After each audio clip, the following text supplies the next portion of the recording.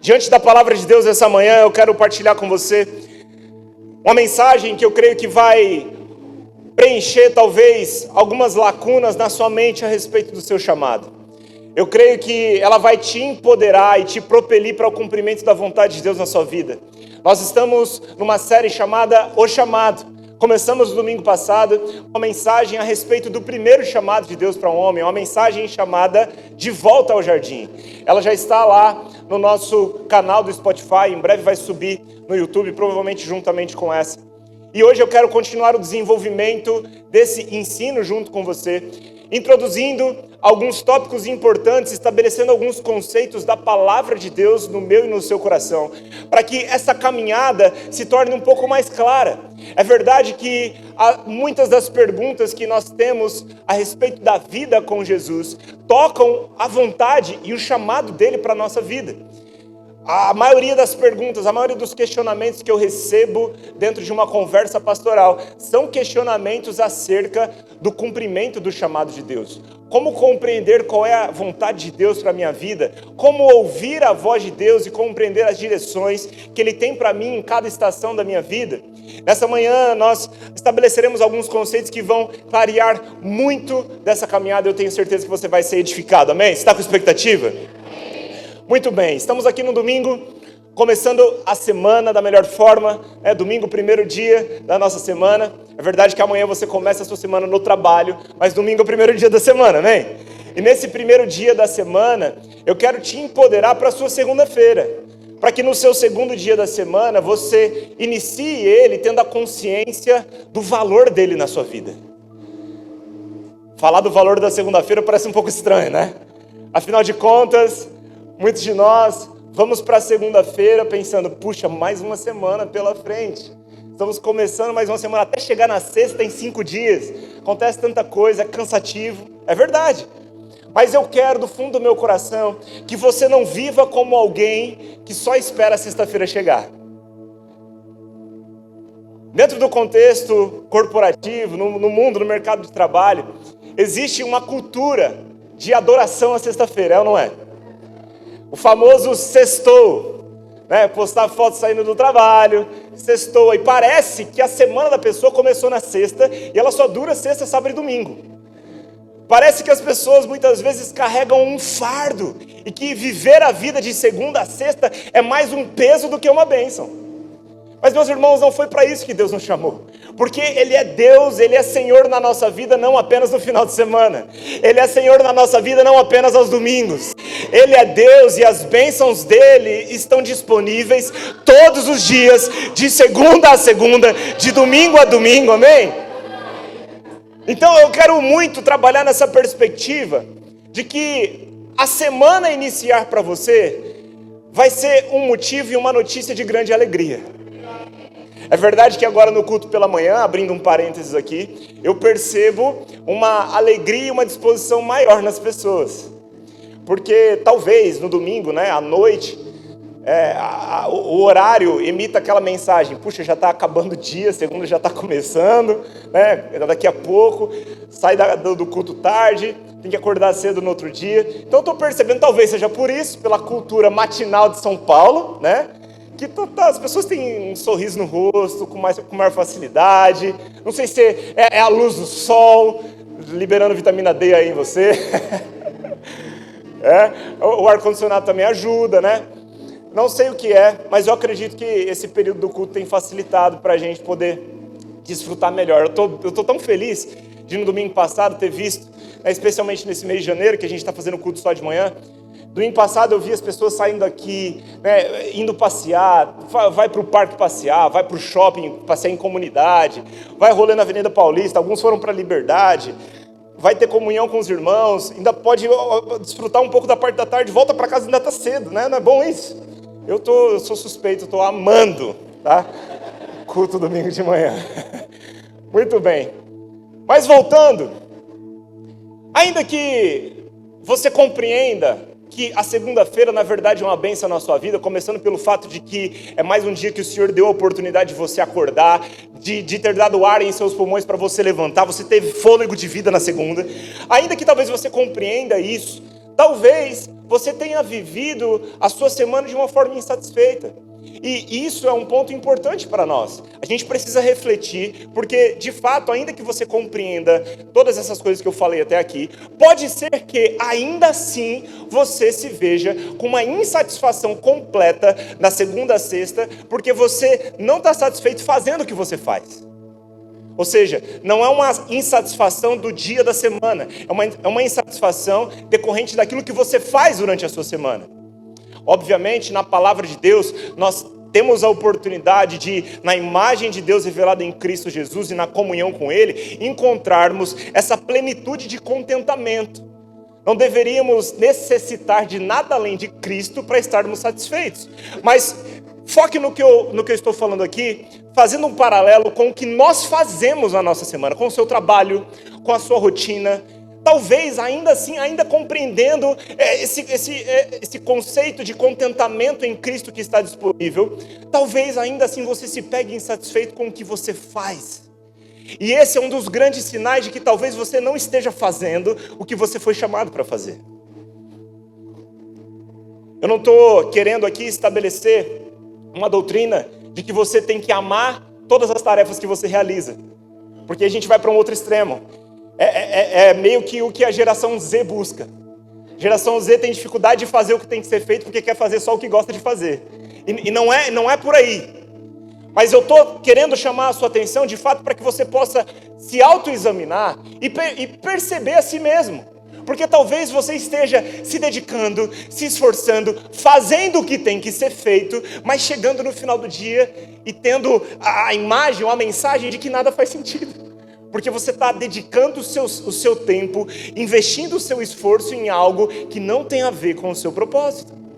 Então nessa manhã nós caminharemos aqui, clareando algumas coisas. Eu quero ajudar você nessa manhã a compreender melhor o caminho pelo qual você precisa percorrer para compreender qual é a vontade de Deus para a sua vida. Talvez existam pessoas aqui nessa manhã que serão encorajados pelo Senhor a resgatar sonhos.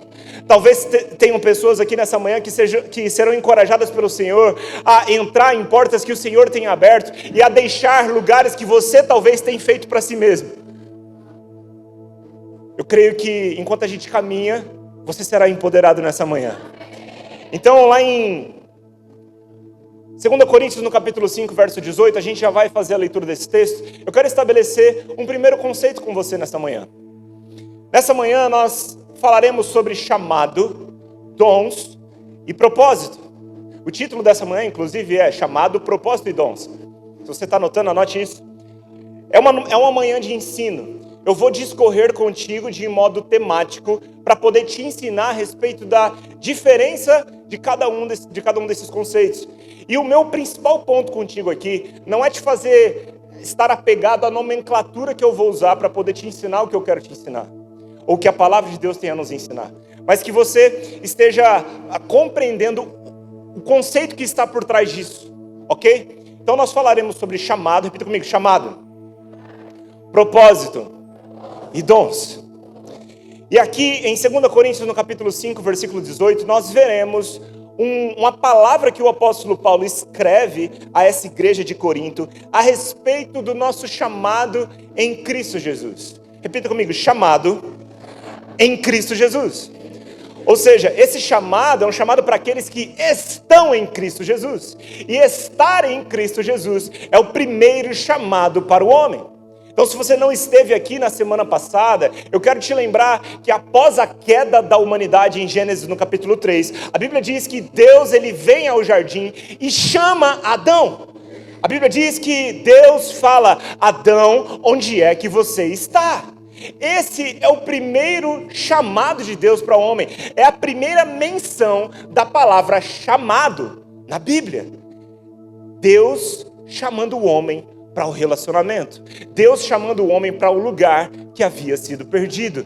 Quando Deus pergunta para Adão onde é que ele está, Deus está provocando Adão a refletir daquilo que ele tinha e agora não tem mais. Adão precisou se esconder por causa da condenação do pecado que sobreveio sobre ele, depois de ele ter desobedecido a ordem do Senhor. Antes do pecado, não havia nada que obstruísse o relacionamento de Deus com o homem, nem havia morte. A mazela, a doença, todo tipo de maldição entra no mundo após o pecado. Deus, ele tinha comunhão com o homem de forma plena. Após o pecado, isso não é mais possível. O lugar de relacionamento foi perdido, mas não o desejo de Deus de se relacionar com o homem. Então ele envia Jesus para buscar e salvar o que estava perdido, para restabelecer essa via de comunhão que não existia mais. Jesus leva sobre si aquilo que nos separava de Deus. O que é o meu e o seu pecado? A natureza pecaminosa que herdamos um dia de Adão. Agora, uma vez que Jesus restabelece esse canal de comunhão com o Senhor, agora Jesus, na sua caminhada na terra, chama os seus discípulos da mesma forma que Deus chamou Adão, para esse lugar de relacionamento com Ele. Não à toa a palavra fala lá em Marcos, no capítulo de número 2, quando Jesus, ele chama os seus discípulos, primeiramente, ele sobe ao monte, ele passa a noite orando com o Senhor, e depois ele chama os seus discípulos, primeiramente, para estarem com Ele. E depois os enviar a pregar o Evangelho, a dar autoridade para que eles pudessem expulsar demônios. Essa autoridade apostólica que os discípulos que estavam ali com Jesus, essa autoridade que eles receberam após estarem num lugar de relacionamento com Jesus. O primeiro chamado de Jesus para os seus discípulos é para estarem com Ele. Eu quero reforçar isso com você. Marcos 3,13, a Bíblia diz, eu vou ler na NAA rapidamente, pode ficar em 2 Coríntios 5,18, tá? Depois Jesus subiu ao monte e chamou os que Ele quis, e vieram para junto dele. Então designou 12, os quais chamou de apóstolos, para estarem com Ele, e para os enviarem a pregar e exercer a autoridade de expulsar demônios. Repara, primeiro chamado, para estarem com Jesus, porque é somente nesse lugar de relação, de comunhão com Deus, na imagem de Cristo Jesus, na pessoa de Cristo Jesus, que os discípulos não poderiam compreender que a partir desse lugar que eles seriam enviados para fazer alguma coisa. Então não devemos, meus irmãos, pensar em fazer nada para Deus sem antes estarmos com Deus.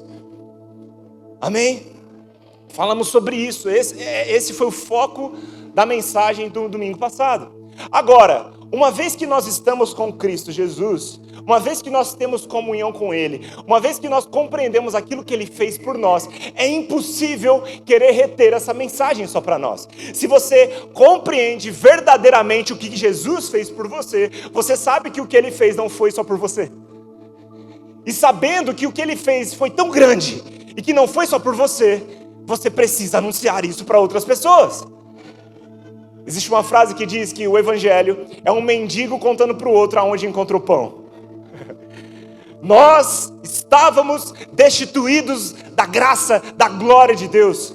A glória de Deus não estava sobre nós, uma vez que o pecado entrou em nós. Por natureza do pecado de Adão, nós nascemos nesse lugar de corrupção. Somente Jesus poderia nos trazer de volta ao jardim. E agora, quando nós compreendemos o tamanho da graça de Deus, da bondade de Deus, em ter feito por nós aquilo que nós não poderíamos fazer por nós mesmos. Oh, meus irmãos, nós compreendemos que essa mensagem é tão maravilhosa, ela é tão magnífica, ela é tão sobrenatural, que não tem como eu acreditar de todo o meu coração nela e não compartilhar isso com alguém. Afinal de contas, crer nela de todo o coração me faz também compreender que não é apenas uma sugestão de Deus que eu faça isso, mas é uma ordem do Senhor. Por isso em Marcos no capítulo 16, verso 15, Jesus, antes de voltar aos céus, ele fala aos seus discípulos: vão pelo mundo todo, preguem o evangelho a toda criatura.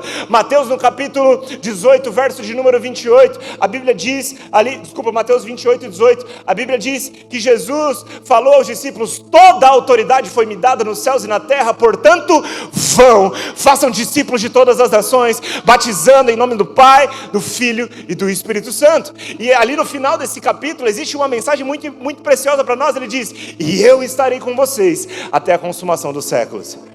Jesus nos promete o que é mais importante para nós enquanto cumprimos a missão dele: a presença dele conosco. E aqui nós chegamos em 2 Coríntios no capítulo 5, versículo 18, para findar essa definição a respeito do que é chamado. Então, primeiro princípio do chamado de Deus para nós: o chamado de Deus, em primeiro lugar, é para estarmos com Ele. enquanto estamos com Ele, enquanto passamos por essa obra de regeneração que aconteceu quando Cristo Jesus morreu por nós, enquanto passamos por esse processo de cristificação, que é nos tornarmos mais parecidos com Jesus todos os dias, agora nós somos impelidos por Ele a fazer aquilo que Ele nos ordenou a fazer, a proclamar aquilo que Ele fez por todos nós. E aqui Paulo chega em 2 Coríntios, no capítulo 5, versículo 18, falando com a igreja e dando para nós uma mensagem do ministério da reconciliação. Isso aqui é para todos nós. O que leremos é para mim e é para você. Diga assim, é para mim. Então vamos lá. E tudo isso vem de Deus, aquele que nos trouxe de volta para si por meio de Cristo e nos encarregou, repita comigo, encarregou, de reconciliar os outros com Ele. Presta atenção comigo. Encarregou. Essa palavra encarregou, ela é o verbo encargo. Deus nos reconciliou consigo. Ele nos trouxe de volta para si por intermédio de Cristo e nos encarregou de reconciliar os outros com Ele. Ou seja, nós recebemos um encargo de Deus, do ministério da reconciliação.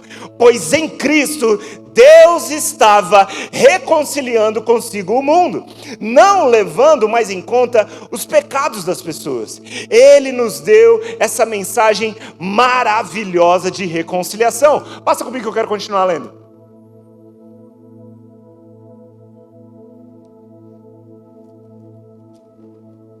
Verso de número 20. Agora, portanto, somos embaixadores de Cristo. Meu irmão, presta atenção nisso. Deus, já chegou aqui? Chegou, olha só. Deus faz o seu apelo por nosso intermédio. Você imagina Deus fazendo um apelo? Deus está fazendo um apelo à humanidade. Qual é esse apelo? Voltem para mim. Existe um caminho de volta. Um dia vocês optaram por outro caminho, mas eu reconstruí o caminho de volta. Deus está fazendo esse apelo. Como Deus está fazendo esse apelo? Por intermédio da igreja de Jesus. Diz para você mesmo, Ele está fazendo através de mim. Aleluia, Ele te deu o encargo do ministério da reconciliação. Olha só, 21, continuando. Falamos em nome de Cristo quando dizemos reconciliem-se com Deus. Esse é o encargo, isso é Deus fazendo o seu apelo. Verso 21, pois Deus fez em Cristo, aquele que nunca pecou, a oferta por nosso pecado, para que por meio dele fôssemos declarados justos diante de Deus. Então, toda vez que você se perguntar a respeito de chamado, aqui eu quero estabelecer esse primeiro conceito com você. Eu e você fomos chamados primeiramente para um relacionamento com Deus, para estarmos com Ele. E nesse lugar de relação e comunhão com Deus, nós somos enviados para anunciar o ministério da reconciliação. Ou seja, somos chamados para conhecer a Cristo e fazê-lo conhecido. Esse é o meu e o seu chamado. Independente da sua área de atuação, independente da vocação, dos dons que Deus depositou em você, esse chamado é universal para todo cristão. Paulo está falando com a igreja, diga assim, eu sou parte da igreja. Aleluia. Então essa mensagem é para você. Amém? Toda vez que você se perguntar a respeito do seu chamado, lembre-se, seu chamado é conhecer a Cristo, e enquanto você conhece, fazê-lo conhecido. Amém? Glória a Deus. Fechando esse primeiro conceito, agora eu quero estabelecer algo importante aqui para mim e para você, a respeito dos dons. Porque a Bíblia diz que Deus, ele partilha dons com cada um de nós. Olha só o que diz, por exemplo, lá em Romanos, no capítulo 12, verso de número 4. Romanos 12, 4, pode abrir comigo.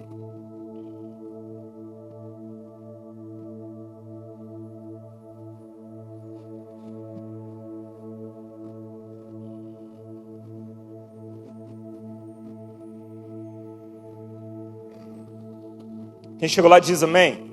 Se você não chegou lá, acompanha comigo aqui no telão. Da mesma forma que o nosso corpo tem vários membros, e cada membro uma função específica, assim é também com o corpo de Cristo. Somos membros diferentes do mesmo corpo, e todos pertencemos uns aos outros. Deus, em sua graça, concedeu diferentes dons. Repita comigo, diferentes dons. Muito bem. Então, meus irmãos, aqui eu quero pausar e fazer uma primeira reflexão contigo. A Bíblia está afirmando para mim e para você que Deus distribuiu diferentes dons. Talvez você se questione, pastor, mas eu não sei ainda o que eu sou bom. Eu não sou bom para nada.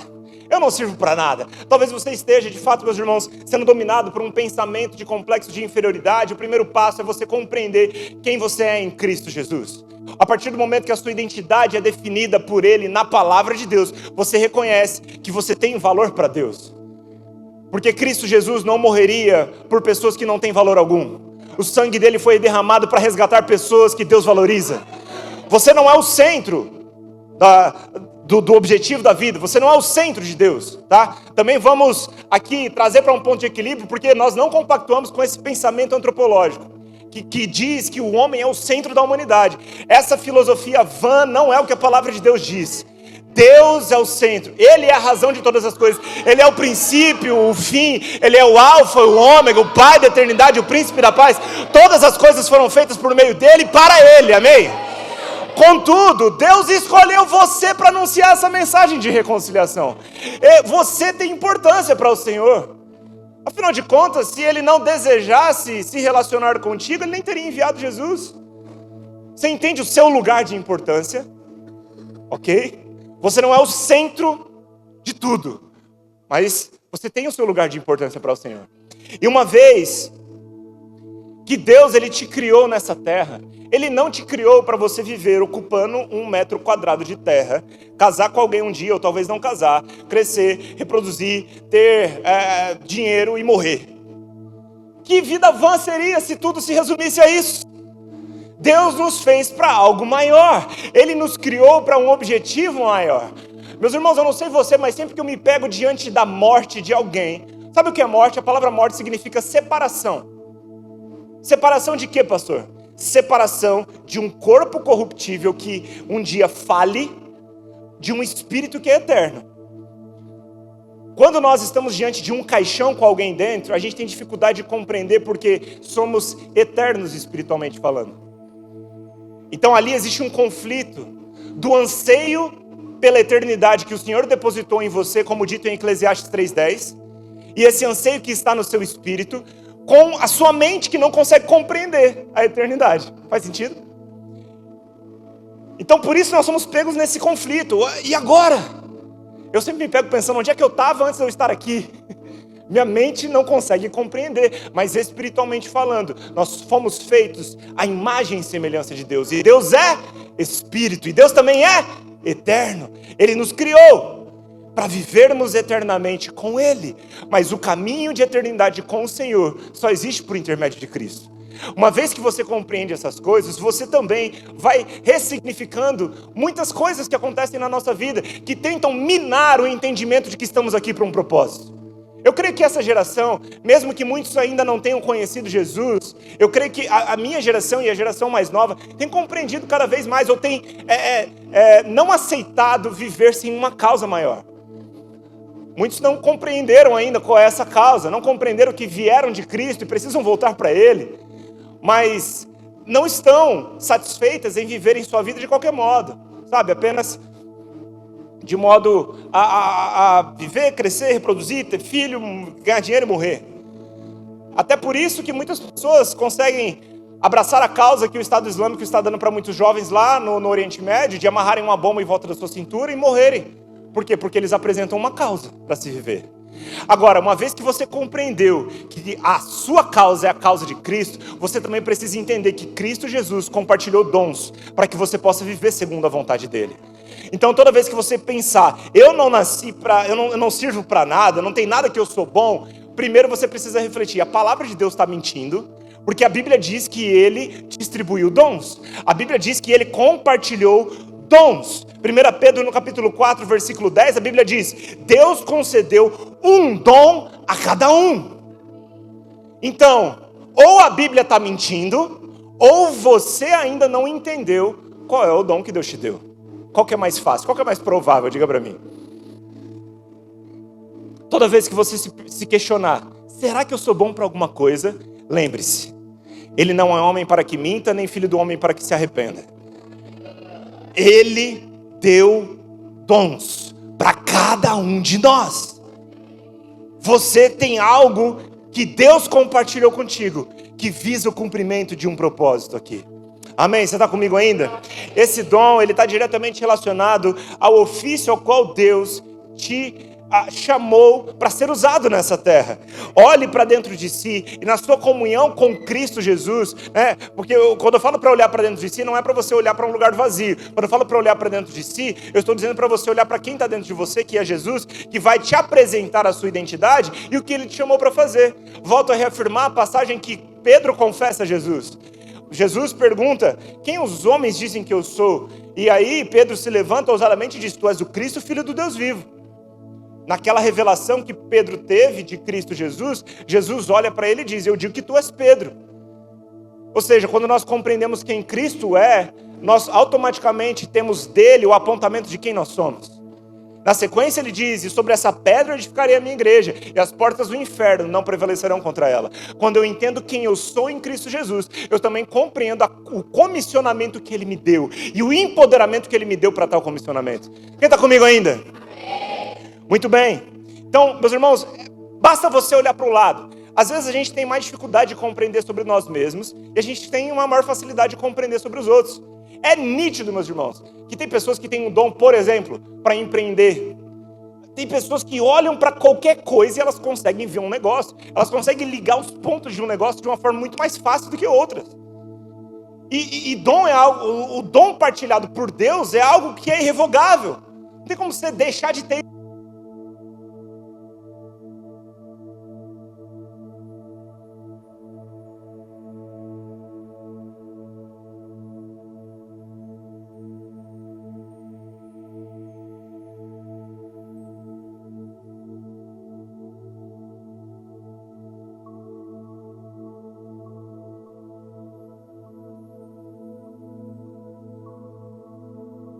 Agora, nem todo mundo está usando o dom para a glória dele.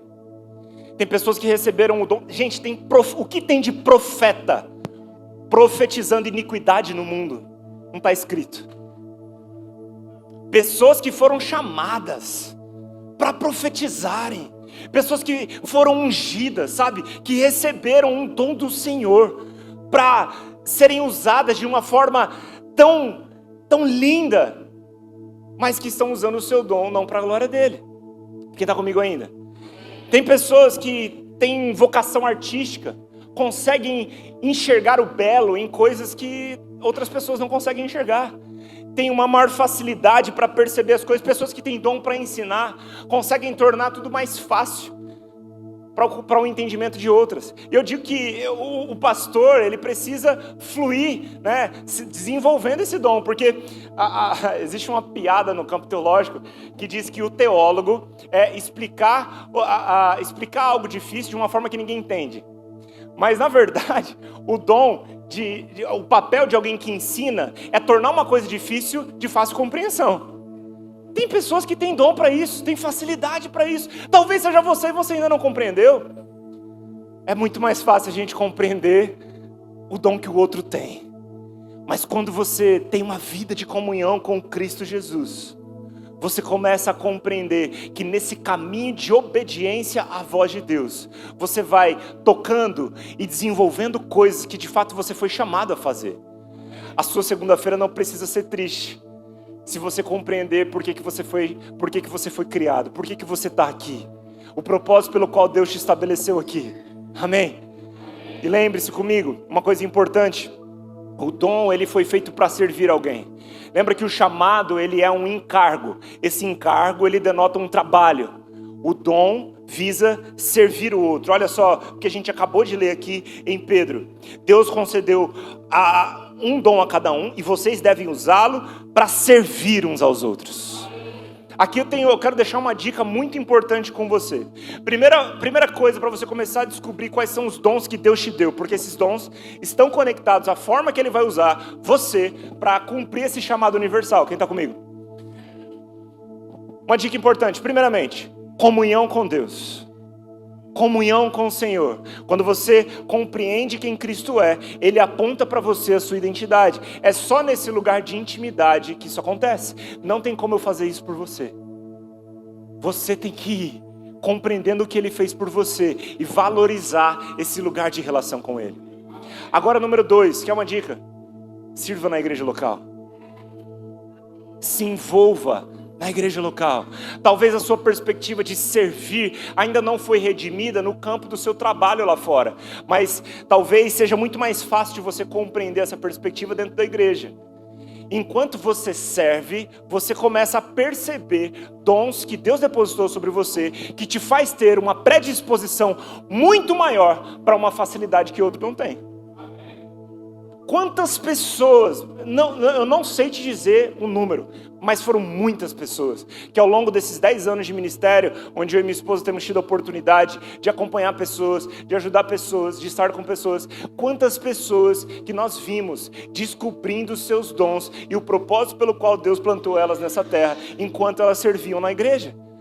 Porque talvez o lugar de realização que você não tem no trabalho que você executa lá fora, você começa a ter aqui dentro por causa dessa redenção da sua perspectiva do que é servir. Você começa a encontrar satisfação e prazer fazendo algo pelo outro. Quem está comigo?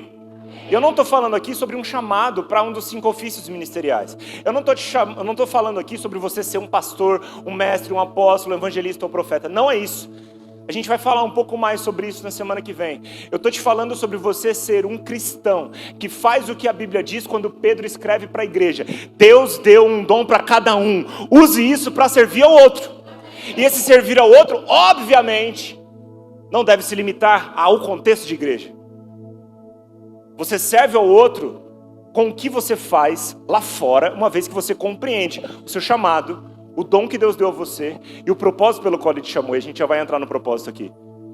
Mas aqui dentro é como se fosse um lugar de preparação.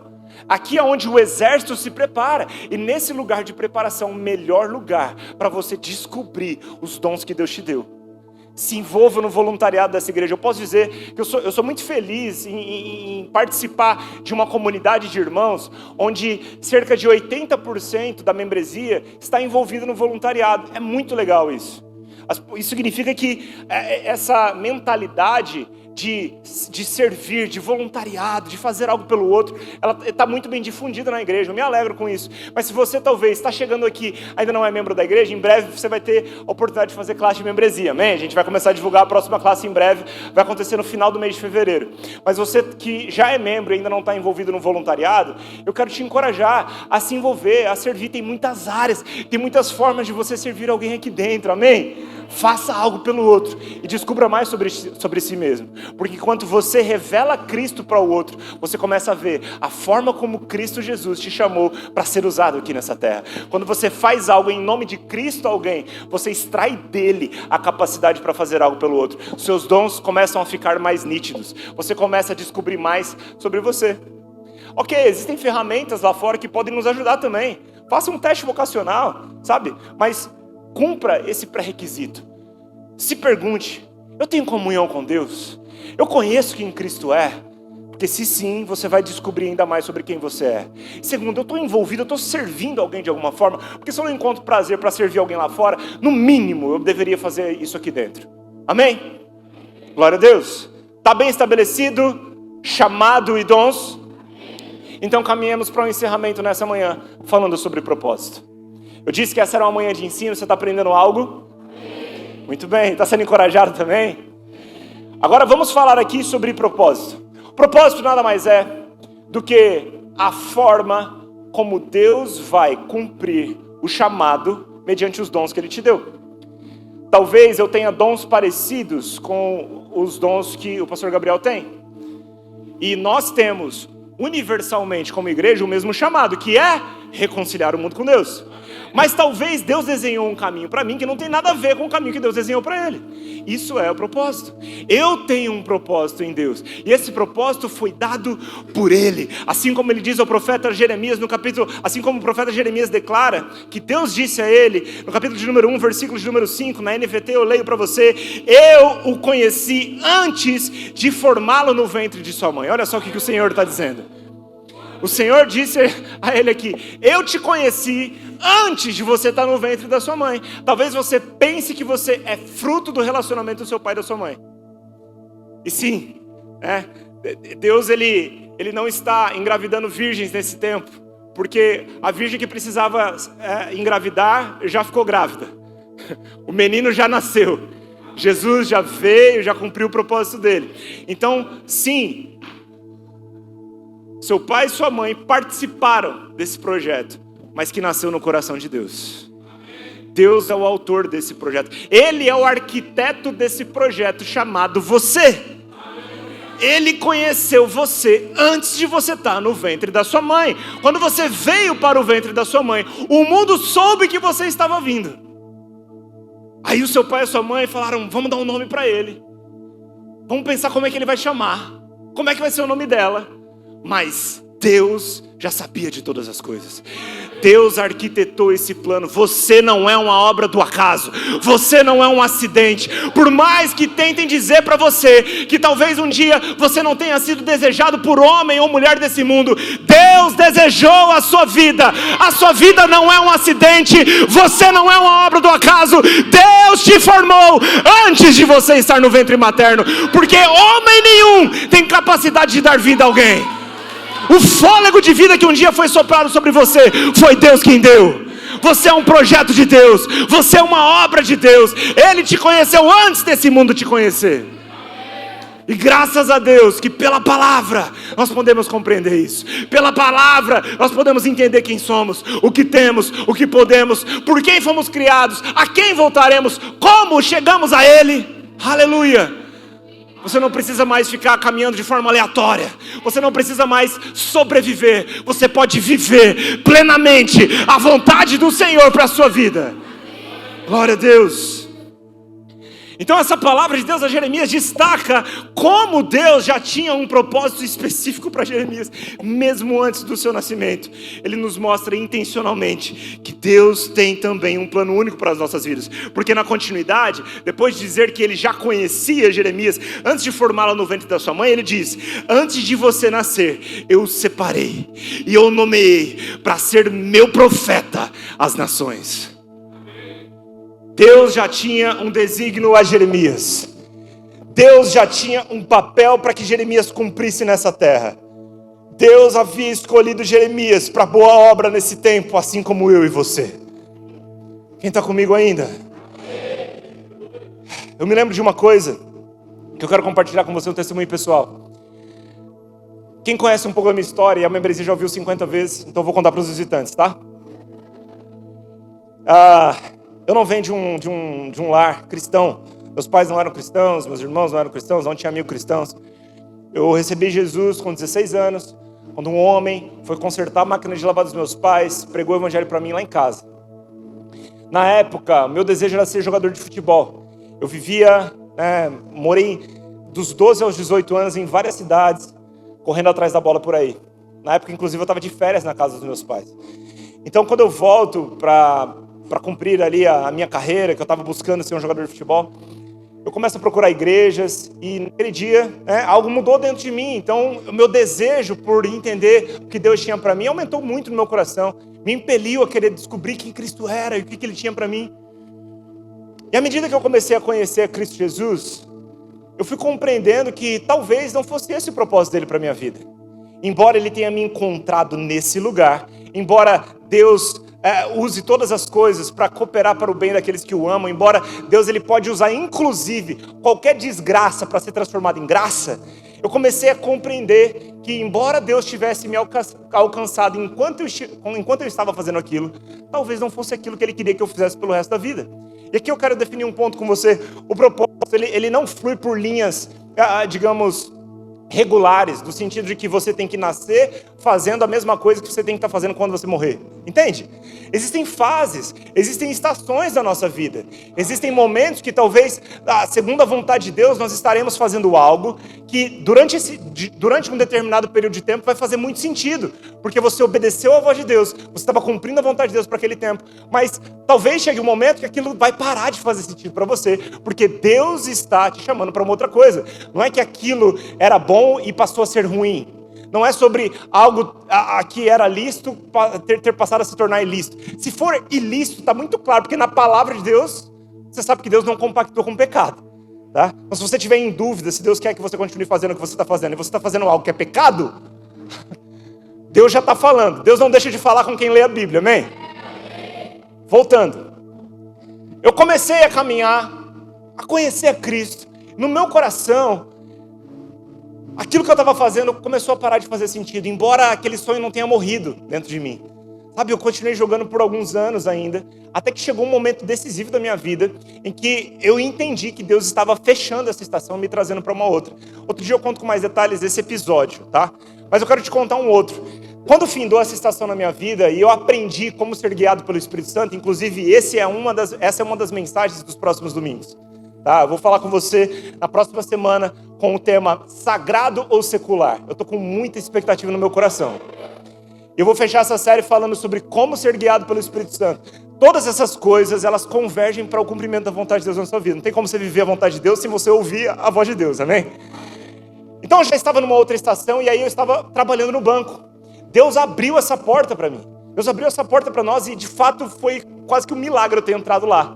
Né? Se não foi, porque assim, quando eu cheguei para fazer a entrevista, eu me lembro, eu usava um estilo jogador de futebol, né? Naquela época era um sapatênis, uma camiseta gola V, sabe?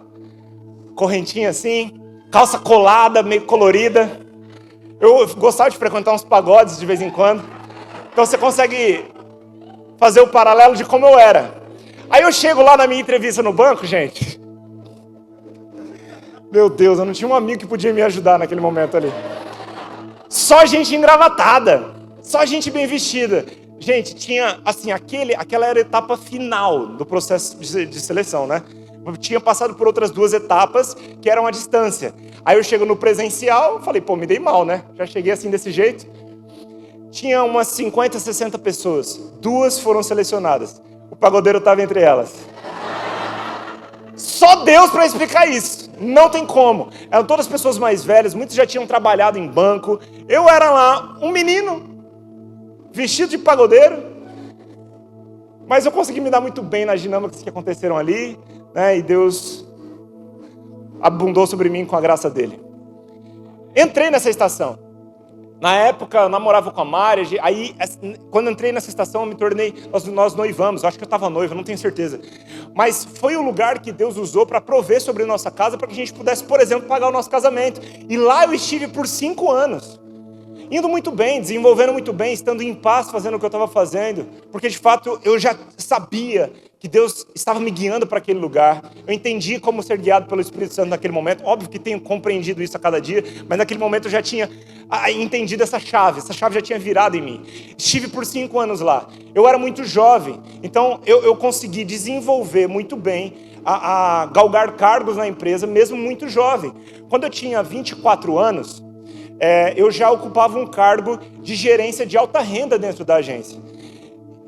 Eu olhava para o lado e via os meus pares, ou seja, as pessoas que tinham as mesmas funções, a mesma função que eu. A gente ia para reuniões regionais em outros estados, e eu via a média de idade da galera era tipo de 35 a 45 anos. Ou seja, as pessoas que estavam ocupando o mesmo cargo que eu eram pelo menos 10 anos mais velhas que eu. Então eu ouvia constantemente das pessoas dentro do banco: esse menino vai ser diretor do banco um dia, esse menino vai prosperar muito aqui na carreira dele um dia. Com 24 anos, ou seja, depois de 4 anos lá dentro do banco, eu entrei por volta dos 20, eu já estava ocupando a minha terceira cadeira lá dentro. Eu dava o tempo mínimo para ser promovido, eu era promovido. Então, com 24 anos eu estava já administrando uma carteira de 45 milhões de reais. Eu administrava uma carteira de médicos, eram pessoas, naquele contexto ali, bem mais velhas do que eu. Eram pessoas, eu tinha 24, os médicos tinham 60, alguns 70 anos. Imagina, né, o médico olhar para um menino ali, eu até ficava tipo assim, será que eles vão confiar em mim? Né?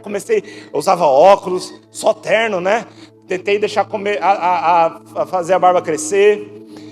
Enfim, só que chegou um tempo na minha vida, eu ganhava bem, eu ganhava mais do que todos os meus amigos que tinham a minha idade, eu tinha uma boa prospecção de carreira, mas eu comecei a compreender, 2 anos antes desse tempo findar, que Deus estaria me levando para um outro lugar, para uma outra estação depois. Estação que seria uma estação de dedicação exclusiva ao ministério.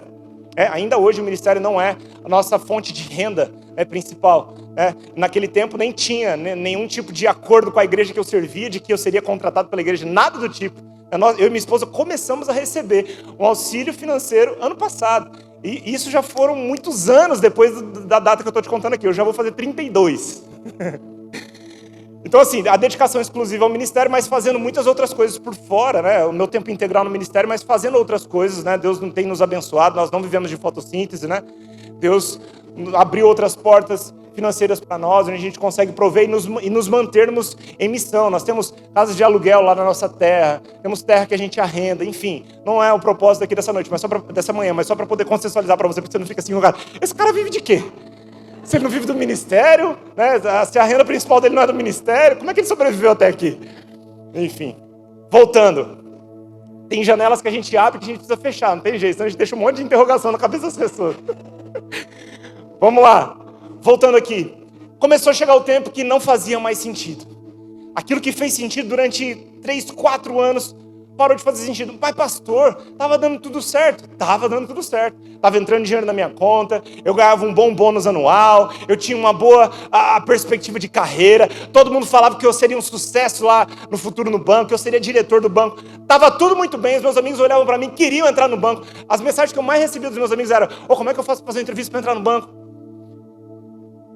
Mas parou de fazer sentido para mim, porque Deus estava me chamando para uma outra estação. E deixa eu te falar uma coisa, enquanto eu estive lá, eu cumpri o propósito de Deus para a minha vida ali.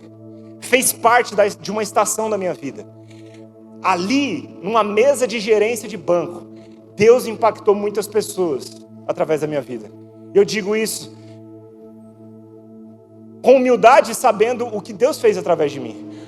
Ali na mesa de um banco, eu orei por cura por pessoas. Ali na mesa de gerência, na minha agência, pessoas confessaram a Jesus. Pessoas choravam enquanto eu pregava o evangelho para elas. Por quê? Porque embora o propósito tenha estações, embora você está hoje talvez vivendo o seu propósito em um determinado lugar e talvez Deus vai te enviar para outro, o chamado nunca muda. Qual é o chamado? Reconciliar o mundo com Deus. Deus nos trouxe para uma estação onde estaríamos dedicando nosso tempo de forma exclusiva ao ministério. Mas... de forma integral ao ministério, mas não exclusiva, né? Eu troquei as palavras aqui, mas você entendeu o que eu estou dizendo. E hoje nós estamos aqui. Somos pastores nessa comunidade local, viemos há 3 anos atrás para plantar a igreja. Somos de Campo Grande, Mato Grosso do Sul. Um dia Deus nos enviou para o Rio de Janeiro para nos conectarmos à United. Hoje nós estamos aqui. Eu não sei onde eu vou estar daqui 10 anos, eu não faço ideia. Quer dizer, eu tenho alguma ideia porque Deus compartilha alguns vislumbres. Mas eu não sei como é que vai acontecer. E o como não é comigo, o que eu preciso me concentrar? Em ser obediente a cada direção de Deus. Eu preciso ser obediente a cada vai e a cada fica que o Senhor fala comigo. Sabe, ao invés de dedicar o seu esforço para tentar entender e dar nome ao propósito de Deus para a sua vida, relacionando ele a um título, a um cargo nessa terra, dedique-se em conhecer a Cristo e em ser obediente a cada direção que Ele te dá. Ao chegar no final da sua vida, você vai ter vivido o propósito dEle. É isso que importa. Deus deu dons a você, para que na sua segunda-feira você acorde, crendo que mais um dia começou para você reconciliar o mundo com Ele. Que com os dons que Ele te usou, que Ele te deu, Ele vai te usar, para, em correspondência ao chamado, você cumprir o propósito dele para a sua vida. Não é tão difícil, não é um bicho de 7 cabeças. Se nós temermos ao Senhor e desejarmos acima de todas as coisas viver a vontade dele, aprendendo a ouvir a voz dele, a gente vai um passinho de cada vez, um dia de cada vez. Na segunda, na terça, na quarta, na quinta, vão passar os meses, vão passar os anos, vão passar as décadas. Você vai poder dizer assim como Paulo diz a Timóteo: eu completei a minha carreira, eu guardei a fé, eu permaneci fiel, eu completei a minha corrida. Quantos aqui querem completar a sua corrida? Deus te chamou para reconciliar o mundo com Ele. Estando com Cristo, você é impelido para reconciliar o mundo com Ele. Deus te deu dons, para usar esses dons no cumprimento do propósito dEle, enquanto você cumpre o chamado. Quem está comigo? Eu espero que o estabelecimento desses 3 conceitos tenha clareado algumas coisas para você. Na próxima semana, continuaremos a construção dessa série. No último domingo também, eu tenho certeza que vai ser muito especial. Mas eu quero te encorajar, sabe, nessa manhã, a sair daqui convicto disso. Deus não mentiu sobre você. Talvez você só está fazendo a coisa errada. Não estou nem falando de ser ilícito, tá? Estou falando de talvez só ser a coisa que você não foi chamado para fazer nesse momento. Quer um exemplo para a gente fechar aqui? Vou fechar com esse exemplo. Quem aqui já usou faca de massa para cortar carne? Lá em casa a gente tem uma questão com isso. Que assim, às vezes a gente vai receber alguém ou a gente vai montar a mesa, né, de jantar pra gente jantar. E aí minha esposa tem os talheres preferidos dela. E quais são? Esses talheres têm faca de cortar massa. Ela está dizendo que é uma faca normal, para mim é de massa, porque ela não corta carne. E aí eu vou, sabe, com aquela vontade de cortar uma carne e a faca não corta. Quem aqui já passou por isso? Gente, quando eu vou num restaurante e aí a pessoa serve com a faca errada, eu falo, não, por favor, traz a faca de carne, traz a faca de carne. A minha esposa é vegetariana, né? Então ela não passa por isso, ela não sabe como é difícil. Mas aí o que acontece? Vamos lá. Para agradar ela, aí o que muitas vezes eu faço? Eu tento cortar com a faca de massa. E o que acontece? Dá para cortar de vez em quando. Dependendo da carne, você consegue. Quem já tentou? Só o que acontece? Dá mais trabalho, não é? Você tem que fazer um esforço. Aí você vai. Aí, quando você começa a suar, você conseguiu cortar. Só que não funciona perfeitamente. Dá para fazer, mas não faz perfeitamente. Você até funciona, mas não funciona plenamente. Talvez você se sinta plenamente insatisfeito com o que você faz, porque você está sendo uma faca de massa tentando cortar carne. Mas deixa eu te falar uma coisa. A faca de massa tem propósito também. Ela só está no lugar errado. Quem está entendendo? Então, só vira a chave. Compreende que não é porque está sendo difícil demais de fazer que você não tem um outro propósito. Essa faca, ela foi feita para você comer macarrão.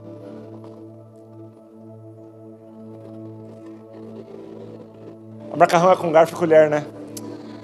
É para alguma outra coisa essa faca. É uma faca de comer arroz e feijão. É só para empurrar pro garfo, né? É para empurrar, não é para cortar. Gente, alguém que entende sobre etiqueta pode me ajudar? Como é o nome desse tipo de faca? É faca? Cortar peixe.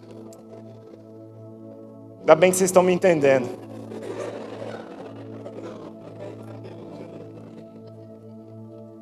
Preciso de um kit de churrasco.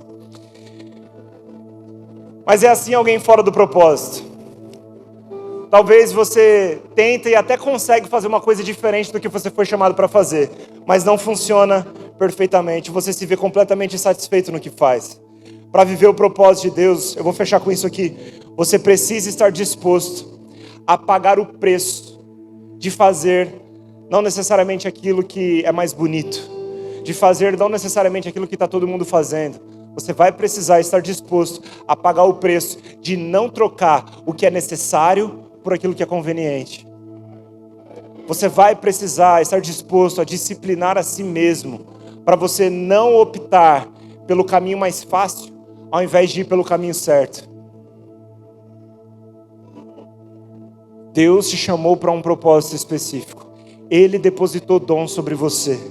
E é nesse lugar de conhecer a Deus, tendo comunhão com Deus, que você vai entender o porquê que Ele te trouxe aqui. Pare de insistir com o que talvez você já entendeu no seu coração, que não funciona. Amém? Se coloque de pé no seu lugar.